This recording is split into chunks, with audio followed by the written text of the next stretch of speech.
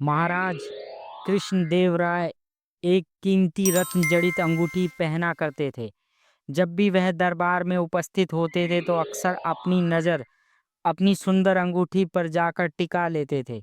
महाराज राजमहल में आने वाले मेहमानों एवं मंत्रीगणों से भी बार बार अपनी अंगूठी का जिक्र किया करते थे। एक बार राजा कृष्णदेव राय उदास होकर अपने सिंहासन पर बैठे थे, तभी तेनालीरामा आ पहुंचे। उन्होंने राजा की उदासी का कारण पूछा। तब राजा ने बताया कि उनकी पसंदीदा अंगूठी खो गई है और उन्हें पक्का शक है कि यह उनके 12 अंगरक्षकों में से किसी एक ने ही चुराई है। क्योंकि राजा कृष्णदेव राय का सुरक्षा घेरा इतना चुस्त था कि कोई चोर उचक्का या सामान्य व्यक्ति उनके नजदीक नहीं जा सकता था।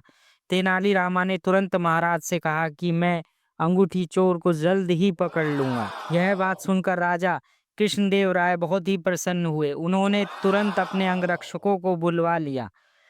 तेनालीरामा बोले, राजा की अंगूठी आप 12 अंगरक्षकों में से किसी एक ने ली है, लेकिन मैं उसका पता बड़ी आसानी से लगा लूंगा। जो सच्चा है उसे डरने की कोई जरूरत नहीं, और जो चोर है वह कठोर दंड भोगने के लिए तैयार हो जाए। तेनालीरामा ने बोलना जारी रखा, आप सब मेरे साथ आइए, हम सबको काली माँ के मंदिर जाना है। राजा बोले, ये क्या कर रहे हो तेनालीरामा? हमें चोर का पता लगाना है या मंदिर के दर्शन करने जाना है? महाराज आप धैर्य रखिए, जल्द ही चोर का पता चल जाएगा। तेनालीरामा ने राजा को सब्र रखने को कहा। मंदिर पहुंचकर तेनालीरामा पुजारी के पास गए और उन्हें कुछ निर्देश दिया।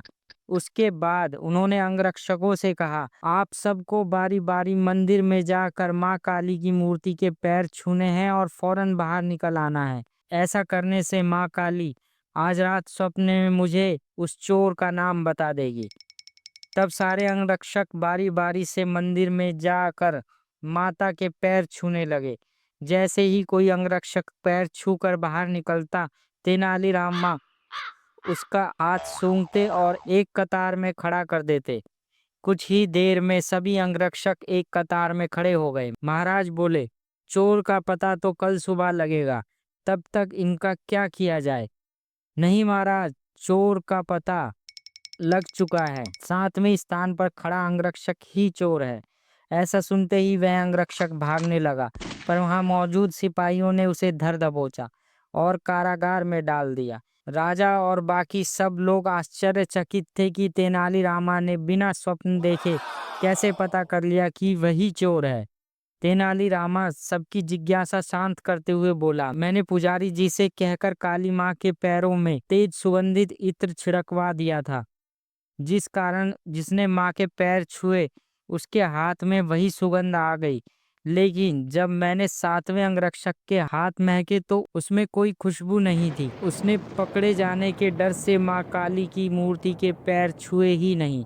इसलिए यह साबित हो गया कि उसी के मन में पाप था और वही चोर था। राजा कृष्णदेव राय एक बार फिर तेनालीरामा की बुद्धिमत्ता के कायल हो गए और उन्हें स्वर्ण मुद्राओं से सम्मानित किया गया। अगर आपको ये कहानी पसंद आई हो तो please subscribe, like, comment and share with your friends. Thank you.